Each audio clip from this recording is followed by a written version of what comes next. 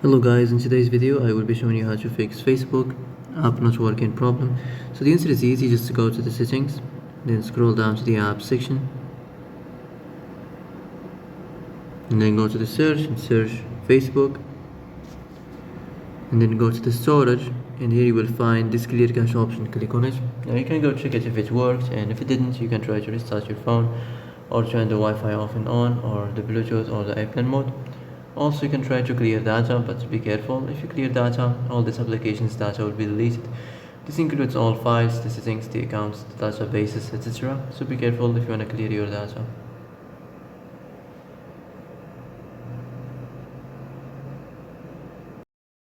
And that's it for today's video. I hope this is the answer you've been looking for. If you like this video, don't forget to like and subscribe, and see you in the next video. Thanks for watching.